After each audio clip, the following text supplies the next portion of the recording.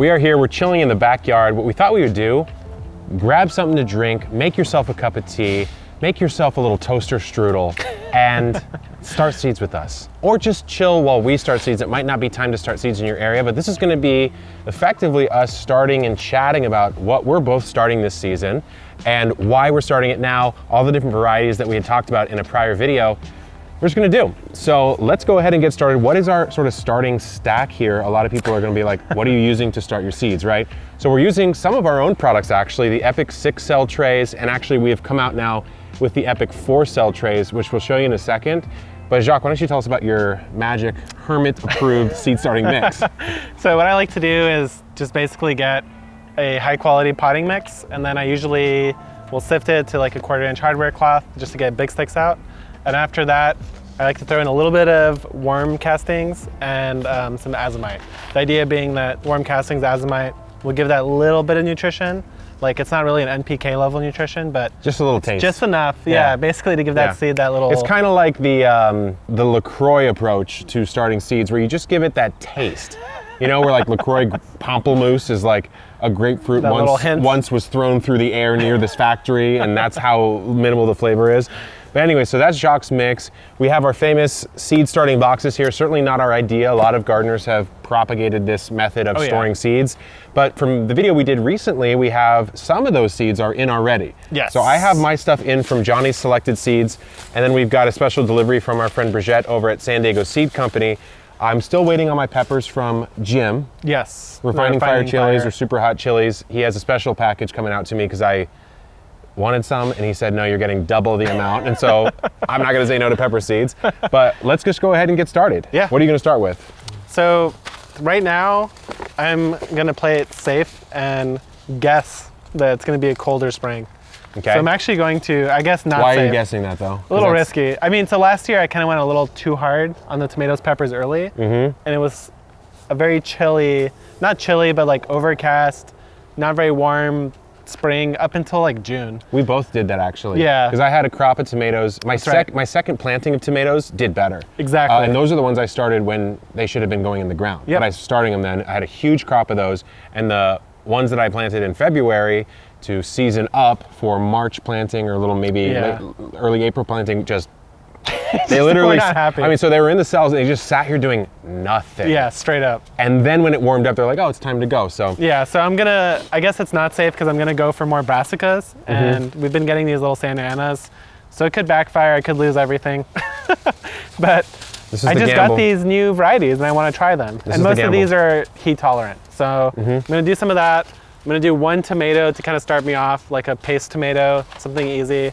So and I'm coming gonna in do a bunch of flowers. Yeah, I'm gonna do a lot of flowers, but I'm coming in with the Allium King, as I've dubbed myself. I'm coming in hot with the Nabechan F1 hybrid bunching onion. Very ecstatic about this one. Cool. And the way I'm gonna do it is my own way. It's my own propagation method here. No, it's not. It's actually akin to a Charles Dowding sort of module sowing method. Oh, where what he'll do is, here, let me grab my own tray here.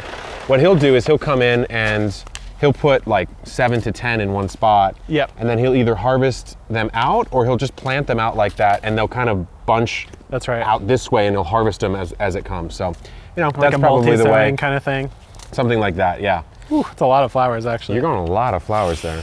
I need some color in my life. You know, it's getting a little boring over there. Jacques been going through a depressive episode. He needs a little color in his life. Yeah, you know? I need that little boost. Well, we got epic chickens at the house now. They're actually inside right now, hanging out. So the color has returned to my life as well, as I am now a father of 6, soon to be 6. Soon to be 6. A lot of you might be wondering, how do you label your seeds? Make sure that you don't, lose track of them. I'm actually not in love with this method, I will be honest with you, because we are using single-use plastics here, and these are just little, whatever labels from whoever. Very flimsy. Not very proud of these, but we are developing a label that we think will last forever, and actually will laser etch with some of the important things that we think you should write down. So for example, Jacques, you're writing down, looks like you've got some parsley going on here. Or no, that is Ivory Princess Calendula, excuse me. Yeah, sorry, that's my handwriting. So what I like to write down personally is the species, the variety, the date of planting. That's sort of your minimum. Yep. But I also sometimes will write like the zone I'm planting it in the garden, like back or front Gotcha. or raised bed Like one. pre-planting. Yeah, that's if you want to get a little bit more, fancy here. The other thing I like to add in is I'll actually go through and put the initials of the seed company on the tag, so that, for instance, if I have like a spotty germination or something like that, I'll know exactly where I got it from, and then I could troubleshoot a little bit. Maybe it's old seed. That's actually a good. something That's like that. a great call. Yeah, because I will say there's some seed companies that I've used a lot in the past that I won't name names, but I don't use anymore because I've seen the germination rates just become so poor. Right. And so sometimes it's like maybe you'll notice that like 6 out of 12 of your flats are perfect and the other 6 aren't, and you could trace it back to that seed company by just looking at the tag. Yeah. So it's just a nice thing to keep track of. For these onions, Jacques, I'm doing a little sprinkle over the top play. Nice. And then actually something you can do is you can not fill these all the way up, and you can just fill them maybe with like a 1/4 inch gap and then just sprinkle over the entire top. It's actually something I learned from Brigitte at San Diego Seeds. She's like, don't poke holes anymore when you're starting seeds, which is why I just didn't. Just do this, tap down, and then add some soil on top, and you don't even have to worry about that. So that's probably what I'm gonna do here. Yeah, that works really well too. I really like doing that. It's also just faster, honestly. When you're starting as many seeds, when you're starting as many as we're starting, the crows have come in. You hear that? Hopefully you guys can't hear that, but sometimes 100+ crows will be in the backyard, and I have to like guard them off from my potatoes and my koi and maybe my chickens in the future. We'll see. I don't think they eat chickens. But anyways, let's move on down the line here. 100's not an exaggeration, by the way. It's not. No, it's actually an understatement. It's Sometimes there's 200. It's pretty wild. I will run out. Sometimes I thought there was like an earthquake because they were coming on my roof, sitting on my solar, and it was making this noise that sounded otherworldly, and then I realized it was 100 crows on my roof. That's so funny. So I came out and I screamed at the top of my lungs, and they all flew away. I've also seen him do this. It's not an exaggeration. Yeah, I mean, if you're coming at me, if you come at the king, you best not miss. You better come correct. You better come correct. And they didn't. So anyways, coming up next for me is certified organic lettuce from Johnny Seeds. This is Dragoon OG, which I have to be honest, doesn't sound like you're growing lettuce, if you know what I'm saying. It doesn't sound like you're growing lettuce, No, it guys. doesn't. But I am, okay? And it's not the devil's lettuce, it is lettuce. Straight lettuce. Dragoon. So what I've done this year, Jacques, and it sounds like you've kind of done the same, is you've gone a little bit more towards hybrids. Yeah. Instead of heirlooms. Not all the way, but you used to be exclusively heirlooms. I had this like dogma, right, that I had to grow heirloom seeds, but when we're dealing with limited spaces, it's nice to have some of the extra protections you get from hybrids. 100%. And it's not to say that there isn't an heirloom out there that'll do really well in your area, but it's a matter of finding them. So my play now is to basically do a mix of hybrids and heirlooms, and if I find that heirloom that's just fabulous and works really well, then I'm going to keep doing that. Yep. But for instance, this year I'm doing more hybrid tomatoes, but I'm only selecting ones that are described as having good taste. Yes, yeah. Because if I'm growing a tomato, if it doesn't taste good, then why am I growing a tomato? What's the point? Yeah. Well, so we're a little different. I mean, I'm certainly coming around to your way of being, where you're growing the hermit life. The hermit lifestyle is a real lifestyle, guys. And I'm building so much in this place that I pretty much am a hermit already. I don't leave this house that much. But Jacques grows for flavor. I grow for uniqueness and variety a lot and intrigue. But now that I'm, consuming a lot of this food, I am growing for flavor too. So I just put in Ivory Princess Calendula from Johnny's, and then I'm coming in with a Zeolites Calendula. And I'm coming at you both correct. These are mixed. With Pacific Beauty Calendula. That's a really good one. This is a very, very pretty one. one. And Calendula, if you don't know, it's not just beautiful. You actually can use it for all sorts of different uses. Now, am I gonna say it's medicinal? I'm not gonna go as far as to say that personally. I don't have that expertise. Yeah. But a lot of people do use it for those purposes. And so it's something you should certainly look into. And hopefully we'll have a grower here on the channel soon that is a little bit more expert at that kind of stuff and can speak confidently on that. Because, guys, we're not, Jacques and I certainly wouldn't call us expert gardeners. No. We certainly love to garden and we do it a lot. So we probably know more than the average person.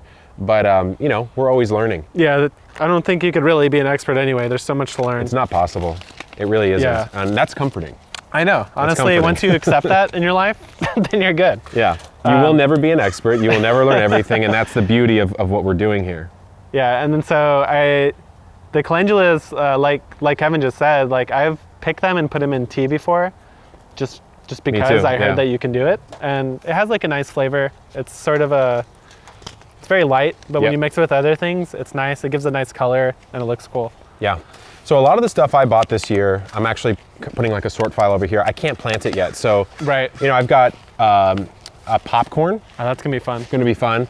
Some of these tomatoes, I actually think I'm just not going to start. It's probably a little too early. I will show you guys how we'll start those. We're going to start them in the Epic 4 cells, not the 6 cells, and Jacques has a bit of a different method there. I think both are probably valid. Yep. But I've got another corn. I'm not going to start American Dream. So while I won't start most of my tomatoes, I actually will start these guys here, these Sungolds. So Sungold is an F1 variety. It's a hybrid variety, but I think many growers would agree it's probably one of the better cherries you're ever going to have. It's so good. I mean, that's a tasty little baby boy. I mean, these guys are very delicious.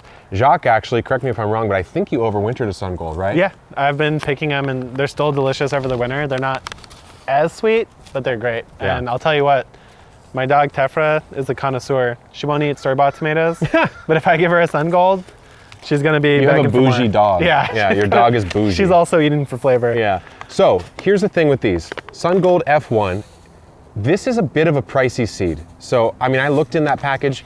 It says minimum 40 seeds. I would say probably maximum 40 seeds in there. It's definitely not many. And so I'm not gonna overseed here. I'm gonna go 2 per hole. I just wanna guarantee germination. But you know, these were, I forgot how much, but certainly weren't the cheapest tomatoes that I bought. So you really wanna be conservative with some seeds. And then there's other seeds where they are so inexpensive, even if you're buying a good quality seed, that it's fine to kind of broadcast. Like with carrots, Oh yeah. they tend to not be super expensive, and also there's a lot in the packet. Just let them rip. Yep. You know, and we did that in the front yard this year and over the winter. Yeah. Absolutely good incredible carrots. Incredible Yeah, carrots. I just did a Hungarian blue breadseed poppy. Wow. And so Fancy. when you do the poppies, it's nice you want to sprinkle it just on top, and you don't really want to bury them because Yeah. they need the light to actually germinate. Yep. So don't bury, sprinkle on top, and you're good to go. So I grew, the first poppy I ever grew, went into the deep end, grew the Amazing Gray. Oh, that's such a nice one. I got that one from Baker Creek that year. I think it's everywhere now. Yeah. And it's a beautiful poppy. Really? And I learned that is the poppy seed is so tiny. I mean, think about lemon poppy seed muffin. That's what delicious. you're growing. It is so small that you're right. Surface sow and like barely sprinkle anything on top. Maybe just enough to kind of make sure they don't blow away almost. Yeah, I kind of just And that's mush it. them down. I couldn't agree more. Yeah, actually, the interesting thing about the Sungold is that a lot of people think that the genetics for it are actually kind of going out of control, and that the true Sungold is actually getting harder and harder to get because they've lost They've lost the lineage they've lost the that they're strains. using. Yeah, yeah. So it's interesting. It might be something that's not entirely a true Sungold at some point. I But a can lot see of that. people Well, are copying it now. Well, I'll tell you this. I went on a tour, top secret tour in 2019 of seed companies in California, and that is a thing that happens. Is if you create an F1 hybrid, there is a time at which you can't really propagate the mother and father line enough, or the mother lines enough, and the genetics of the mothers, the parent line starts to degrade, so you can't actually make the F1 anymore. it's not going to be like a guarantee. And so what they end up having to do is find new parents that they can restart that on. And so maybe the Sungolds, I mean, it's either that or you stabilize that thing all the way down, right? And that's You grow it equally beyond, difficult. Equally difficult. Okay, so I'm planting right now, easily my favorite zinnia, potentially of all time forever. Oh, man, yeah. And this is the Queen Lime Zinnia. So this guy is absolutely stunning. It really is. the structure is great. That's the crazy part. The structure is incredible, and they almost have 2 life cycles. What'll happen is you'll get that initial, right? And you're like, oh, it's kind of this flat-topped little thing, and then it goes, nope. And underneath, there's tons of petals that come out and bush it out to like this big head. Like that big or something. Yeah, and then It's the crazy. color is on another level. So these guys I will slightly depress, but nothing too crazy here. I'm actually also doing a zinnia. This one's from San Diego Seed. Nice. It's called a Dahlia Mix. I guess they're bred to look more similar to a Dahlia. They have more of that kind of intense ruffling. I would say they kind of, I mean, I don't know if I would call that Dahlia-like. Yeah, we'll see. Kind of. It says it has double blooms of every color in the rainbow. Okay, so well. we'll see. I'm sold. Sometimes with the zinnias, I'll either lay them down flat, or since they're pointy, I'll just poke them right into the soil, pointy end down. Why don't you do the poke and I'll do the flat? All right. Because I already committed to flat. So All right, here we go. let's see what happens. It's kind of nice because then you don't have to do anything. You just push it right in, and that's a good depth, basically. I would say, guys, don't stress about starting seeds. There are some things that you really can mess up. Like, for example, I don't know if you guys know this, but Epic Gardening, we've had a podcast for 5 years, every single day. We just had Regine, who has a YouTube channel, 150,000 subscribers, Asian Garden to Table. Oh yeah. 100 plus Asian vegetables she likes to promote and talk about. Of course, loofah is one that she grows. And what she was saying is, you know, a lot of people say a loofah is hard to transplant, right?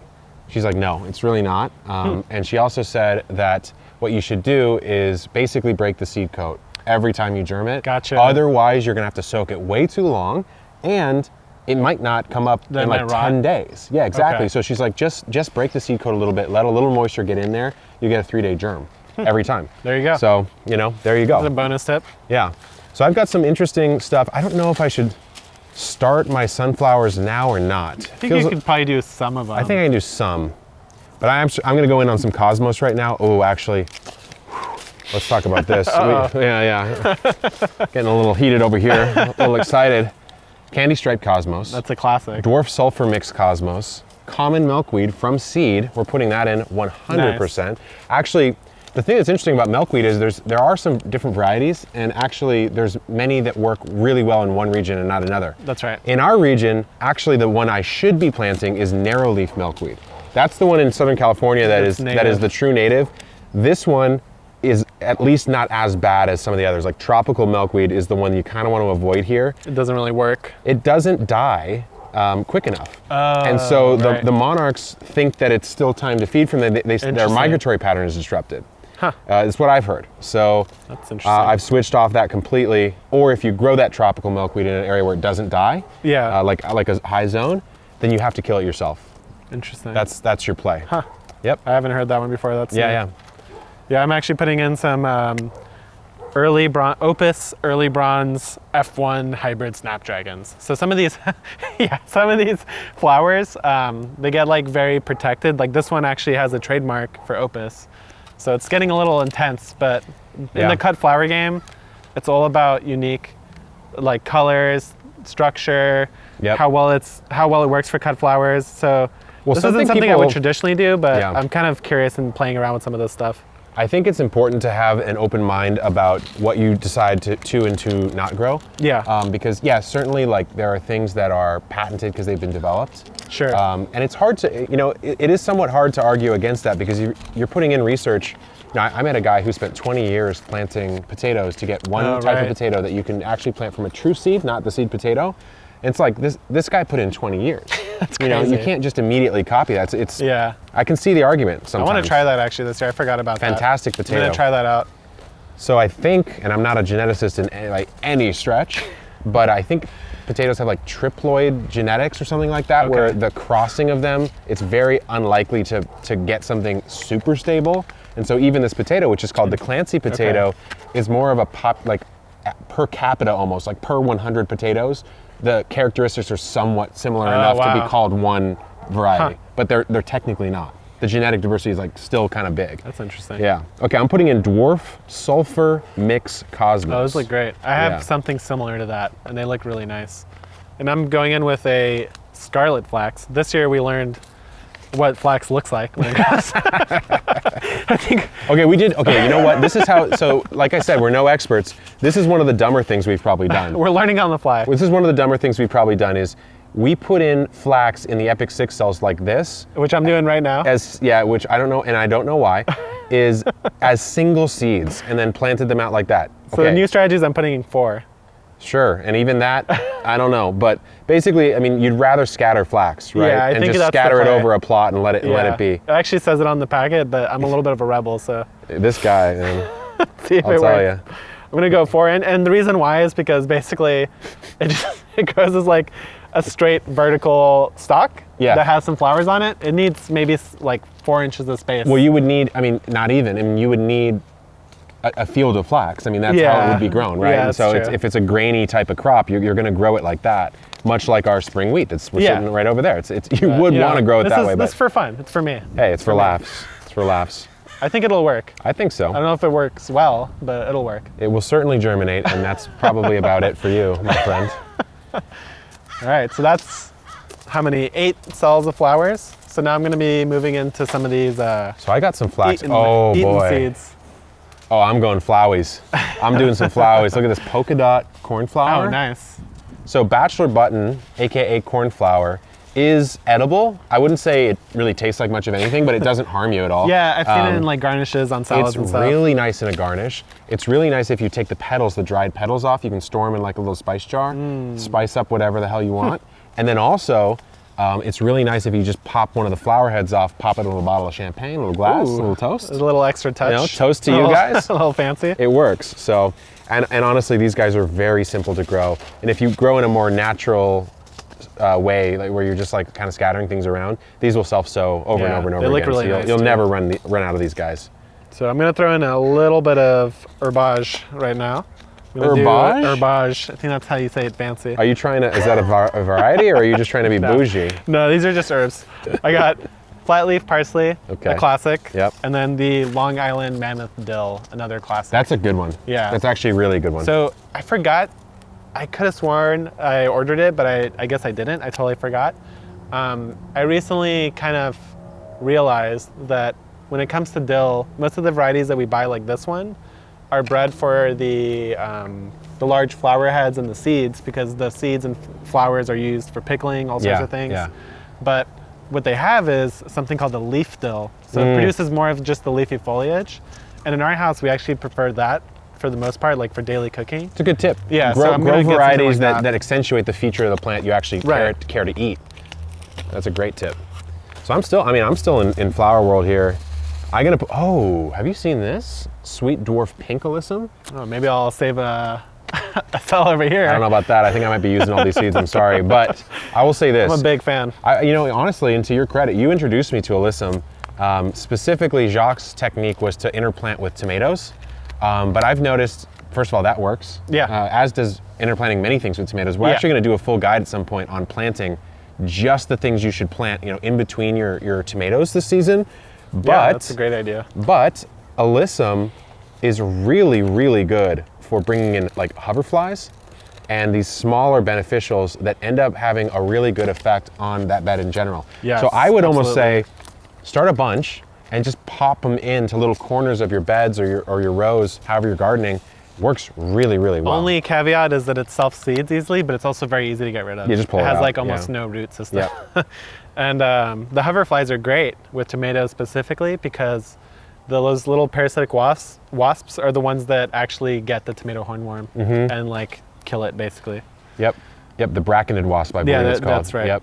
Yeah, so if you ever see a tomato hornworm that looks like it has a bunch of little cotton swabs coming out of its back, actually don't kill that hornworm, because it's going to kill many hornworms in the future, because once those hatch, they will also do the same thing, and voila, you have no more hornworm problem. I still haven't seen that in my garden. I'm I sad. have actually yet to see it in mine, but I Yeah. have seen it in a garden. Yeah. Not mine, but I've seen it in person. So Yeah, I really wanna see definitely it. works. So I'm gonna do a couple different types of alyssum here, just to have them. The thing I think about, dude, starting seeds is, look, we just busted out all the gear, right? We seeded all these up, we put some soil in, we have our trays out, we're sitting here enjoying it. Just plant a lot of stuff. Yeah. What's the harm? Just plant more than you think you'll need. Just give it to your friends if you can. Exactly, and if you're not ready, just pot it up. Yeah, just pot it up, no big deal. Okay, I think I'm just gonna keep on going with these three. I'll do one tray here. It looks like you're almost done with your tray. Yeah. We got a 4-cell in. You gonna put anything in the 4s right now? I'm thinking about it. I kind of didn't bring a lot of the bigger seeds that I have. Yeah. Like for instance, the 4-cells, what I would use those for is all my squash seeds. Yes. So anything like a squash that's a bigger seed, it's gonna love that space. It's gonna be able to grow a lot bigger, a lot faster. Yeah. So I forgot to bring those, but I would definitely be putting my squash seeds in there over a smaller one. Man, that crow is really agreeing with you. So I'm gonna do the unthinkable. I'm gonna plant a turnip in a 6-cell tray. Why? That sounds insane. Don't you direct sow turnips? Don't you direct sow root crops? You actually don't have to direct sow anything if you don't want. That's true. You can do anything you want in your life. And I'm going to do this, and here's why. As long as you do not disturb the root structure when transplanting, how would the plant really know what you did? That's true. Right? Actually, It actually won't at all. And here's what I learned, actually, again, from Regine, Asian Garden to Table. She actually does not direct sow almost anything in her whole garden. She grows a lot of root crops, a lot of huge radishes. Yeah. Right? And so what I like is that the 6 cells are gonna have that huge bottom, right? And they're gonna have the slits here. So you just pop that out, no disruption whatsoever, and pop it right in at perfect spacing. And she also told me, tip for you root crop lovers, you really want a little more space than you think you do. So if you're growing like a 1 pound radish, which exists, Yeah. certainly even a 10 pound radish exists. But if you're growing that, you want like 6 inches on either side, which is a lot a lot further apart than you would normally think. So just something to think about, guys. I guess I just don't like radishes enough to commit to that. Yeah, that's fair. That's fair. But yeah, that's interesting. It's like anything like that, as long as you transplant it soon enough, it doesn't matter. You're totally fine. People even transplant carrots. I wouldn't, but I wouldn't, but you certainly can. I also wouldn't, though. yeah, I wouldn't either. Next up for me, I've got 2 more for you. One was from our 22 seeds for 2022. Oh, The nice. Minuet Chinese cabbage. This is an F1 hybrid, 9 inches. I'm actually quite excited about this because I'm gonna buy a wok. Oh, nice. I'm gonna buy a wok and I'm gonna start becoming a wok god, is my new goal in the kitchen. And you'll probably see that over on the Epic Homesteading channel. So if you haven't subscribed, you really need to. I'm gonna do a little bonus shout out. Kenji Lopez Alt has Yeah. a new book coming out called Walk. So Does he really? I've actually been eyeing that. Have you So really? you just gave me that idea. Well, maybe you'll get a little treat in your... maybe that's your birthday present. Maybe Santa's coming early for you. I'm gonna actually go for a sunflower. We were just talking about it. I think it might work. This one, I really like the way it looks. It's called the Valentine Sunflower. So I'm gonna just go for it. Why not? Yeah. Really, a thing I think a lot of people forget is like it's actually completely fine to make mistakes in the garden. Actually, it's encouraged because you need to learn quickly. Yeah. And you only learn through experience, right? And so that's why I say oversow, overplant, learn a lot, try things in different areas, and you'll get way better at growing your own food way quicker than the yeah. average person. I mean, it really is true. And the other thing is, like, just because there's a recommendation out there, everyone's little microclimate is very different, and not everything is one-to-one true. So until you try it, you don't really know whether it works for you. We've found weird things that work. Yeah, really weird absolutely. things that work. Like, trees that have a chill hour requirement, chill hours being like the time that it needs to experience cold for, accumulating those amount of hours per year that are much higher than what we'll get here in San Diego, and we'll still get fruit, right? And actually a decent amount. So that's a thing that happens, right? You never really know. In our area where we are, it gets cold enough at night in the winter where, especially in the low part of the ground, there's this breeze that comes through. Yeah. It gets quite cold. It does. And to the point of frosting. Yeah, and so, absolutely. what does that mean? Maybe it's a little easier to grow brassicas here than it might be somewhere else, right? That doesn't have that, even if it's a mile down the road. You never know. Yeah, actually, like literally. And so here's my one of my seeds for 2022. It's the Spigariello, Liscio. It's an Italian kind of broccoli. I talked about it a little bit, but basically it just makes these very thin, spirally broccoli leaves, which I had at a restaurant and I was sold on the spot. So Yeah. here I am. He hunted it down. I'm telling you, this guy grows for flavor. I really do. He really does. So my tray is done. Obviously, there's much more to go here. Just wanted to give you a little hangout session with us, thinking about how we think about seed starting, why we're growing the things that we're growing, all these different techniques. If you want more just from Jacques, because I know we have some Jacques fanboys and fangirls out there, he does have his own YouTube channel, Jacques in the Garden, which he'll be putting out more content on this year. If you want to see what we end up making with this stuff, as well as the life of the chickens in the coop, etc., go to Epic Homesteading. That's our other channel. And until next time, guys, good luck in the garden and keep on growing.